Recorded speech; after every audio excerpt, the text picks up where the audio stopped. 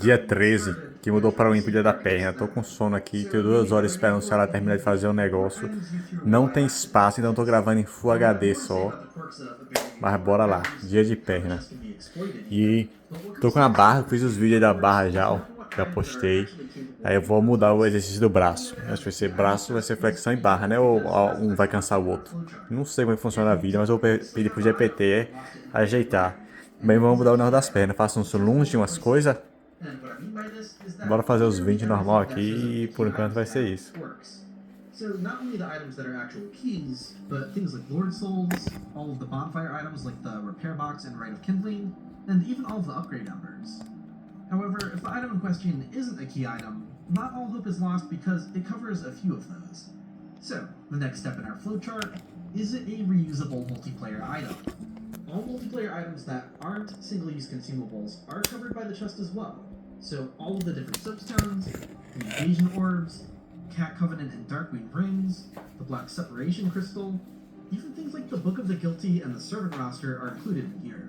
So we're talking any reusable items related to multiplayer in any capacity, not just for direct matchmaking. Just a quick tangent here, but indictments aren't included. I consider this additional evidence that making them reusable was a last-minute change. If you weren't already aware, indictments are permanent use. For some reason, you can buy multiples of them like other consumables, and they can be dropped, unlike most permanent use items. And the screen when using one really makes it look like they're in limited supply. All of these things already strongly indicated that the indictments were originally meant to be consumables. And given how other reusable multiplayer items work with the chest, their omission here supports that idea even further. From here, there's just a few more items that don't fit into key item or multiplayer item categories, but they're all clearly important. We have the Covenant of Artorias and the Orange Charred Ring. These are basically key items that happen to be rings, so you can see why they included them despite not technically belonging in the keys category.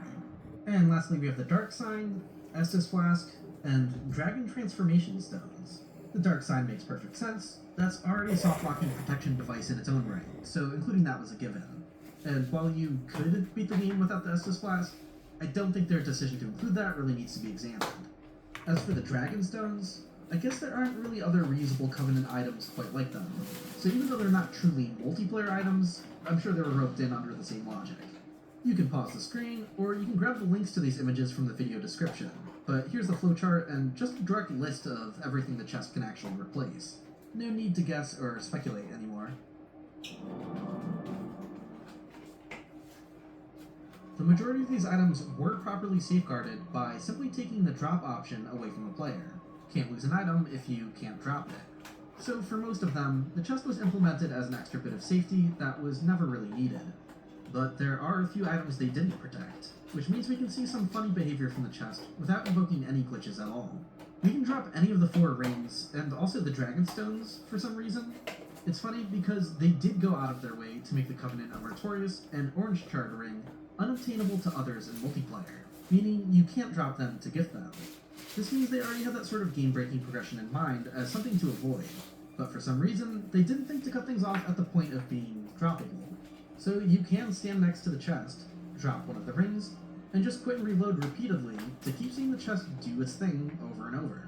I mean, do this at your own risk if you haven't fought the 4 kings yet. I don't want anyone getting mad at me if some freakish bug prevents the chest from working, but I've done this repeatedly on multiple platforms, and I trust it. The Dragon Stones also being droppable is just weird. I can kind of understand this happening to the rings, because rings overall were intended to be droppable. All rings are capable of spawning good vagrants when abandoned, so the developers overlooking a few specific rings is silly but not hard to understand. But letting the Dragon Stones also be dropped is a strange oversight to me, because those really just don't seem like things that should be allowed to drop. Speaking of silly oversights, let's talk about feeding Frant. While you can't feed him any of this stuff in Dark Souls Remastered, in the original version of the game, you can feed him 2 of these rings, the Darkwind Blade Covenant Ring and the Cat Covenant Ring, each for 1,000 a pop.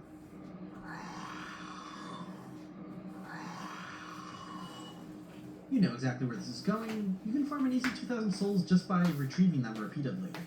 It was a really obscure thing to fix and remove for Dark Souls Remastered, but this is something I pointed out in a now outdated Tumblr post of mine, and I've heard through reputable sources that QLock was reading my blog when making the remaster, in a very conscious effort to consider changes. So I might be the reason you can no longer feed these to Frank. Ah, hello. Was it you who took away my num-nums? Still, we have a vagrant seeding exploit, one that works fine in both versions of the game. A moment ago, I mentioned that abandoned rings are capable of spawning good vagrants, and we can abuse the chest for that. Here I'm dropping the Cat Covenant ring, and then using the Dark Sign to send it off. In the debug menu, this item here is the resulting drift item bag. It would normally be sent off to another player immediately, and you wouldn't see it listed here for more than a split second. But it's stuck in my outbox because I'm playing Prepare to Die Edition on PC, and I'm not connected to anyone. I can re-obtain the ring, go somewhere else, do the same thing, and you can see that it creates another unique drift item bag. So you can just do this over and over to try and spawn as many good vagrants for other players as you can. Is this the best method? Probably not. I would advise buying 99 transient curses, and just dropping one before every time you warp. That way you don't have to stop by the chest every time.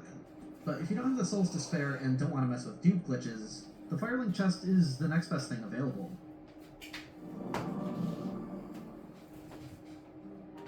Making the chest only work with items you previously had means it's not as robust as some imagine it to be. There's an unfortunate glitch where players will sometimes manage to escape the asylum without getting the Estus Flask, and the chest fails for that.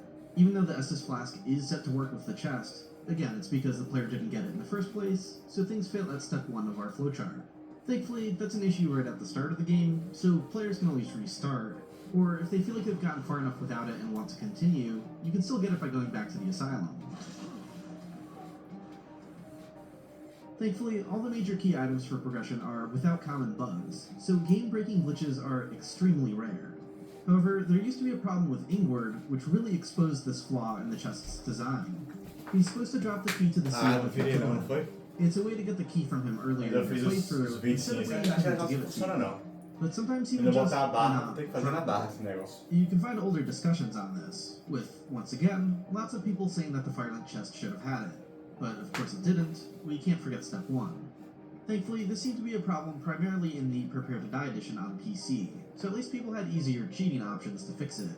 It's not like there was nothing you could do, but without outside tools, Ingward failing to drop the key is the one real-world example we have of a key item failing in a major way, one that actually blocked progression.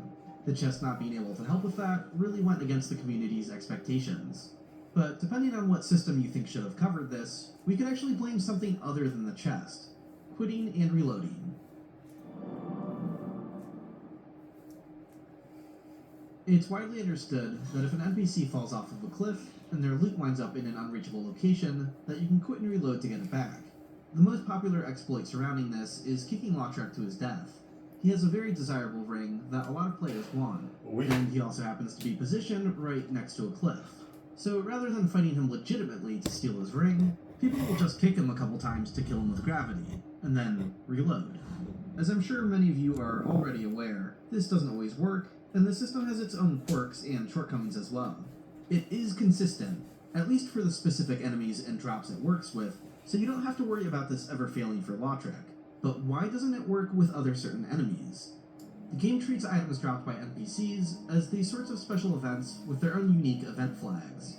The game is aware if the enemy has died or not, and if you've actually obtained their loot yet.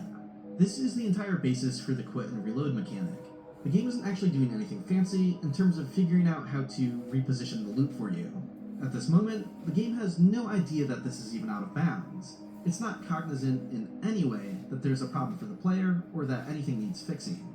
But when we reload the area, it goes through a process where it checks which NPCs should be here. It'll realize Lautrec is dead, and it'll also realize we never picked up his stuff, so it simply redrops it. And even though he's not currently here for us to see, the game is aware of his normal location, and it's just dropping it where it thinks he is. While there's a few different checks here, the one event in particular that ensures the item drop itself is called Force Character Treasure. When combined with the Firelink chest, Force Character Treasure should cover most things of important value. So what doesn't it work with? There's 3 categories we can identify as things excluded from this. Number 1, normal enemies with random drops. It's not going to work with any respawning enemies with randomized drops. It only works for Lautrec and other NPCs because of how they made events out of them that the game can check. Like, I guess you could do that, but it'd be a lot of effort for an enemy that respawns, and that you have unlimited attempts at trying for that drop again. So to me, it's really obvious why they wouldn't bother. On a fundamental level, these aren't the kinds of items that need this kind of protection. Annoying as it may be to lose some of them, that could be a Baldur side sword. Number 2. Any non-NPC mobs, even non-respawning ones. So unfortunately, quitting and reloading also doesn't work for mostly anything that isn't an NPC. I realize this is a redundant category. I could have just said this in the first place, and that would also cover all the previous enemies I just mentioned. But the reason I'm singling this out is that the previous defense goes out the window, and this is where the lack of this mechanic can be a little more problematic. Some enemies don't respawn, and sometimes they do have unique items. For example, there are non-respawning enemies who are guaranteed to drop a special item after you kill all of them, like the Necromancers with the Skull Lantern, or the Butchers with the Sack. So if you die at the same time as the second Butcher, you're going to miss that sack. This is also a problem with certain bosses. Most bosses do have most items auto-collect directly into your inventory to prevent any issues. In fact, a lot of drops, including things like tail weapons, were patched to work this way. They didn't always auto-collect, but they realized that dying to a boss right after its tail weapon dropped was annoying, and quitting and reloading didn't fix that, so auto-collect was the way to go. But they missed a few things that really should have been auto-collects as well. Ornstein will drop the Leo Ring if you defeat him second, the Demon Fire Sage drops the Demon's Catalyst, and the Stray Demon drops a Titanite Slab. These all drop to the ground, meaning they can be missed, and you're out of luck if that happens. There's no second chance, at least not until New Game Plus. There are some other bosses with these kinds of drops too, like Pinwheel with the Masks, or the Taurus Demon with a chance for the Demon's Great Axe, but there are respawning versions of these enemies with the same drops elsewhere, so it's not as big of a deal here. You already know how this is going, so I probably shouldn't have to mention it, but this also means that the unique miracles from the Pisaka aren't covered by quitting and reloading either, so those are something else that can be botched. However, at the start of this category, I said that quitting and reloading doesn't work with most non-NPC enemies. Keyword being most. 24 de cada. Foi isso aí. Tenho que aprender outras coisas de perna que se deixar baixo assim parece muito besta. Aquele de lunge que bota um pé na frente e desce assim parece pior ainda. Mas o negócio é que ele é unilateral. Ou seja, ele ajuda você a corrigir, ver se o que é mais fraco e se balancear. Então, tem que ver esse que desce assim, ó, só que uns que é assim com a perna só. Ver umas variações pra ficar mais decente. E esse de fazer com a barriga assim, vou dizer que é uma bosta e parece que é uma bosta. Só sinto na perna, não sinto aqui. Só que quando eu botar o coisa aqui, eu vou testar. Vou ficar pendurado assim na barra e vou fazer o core puxando, levantando as pernas assim. Mas por hoje foi isso. Dia 13.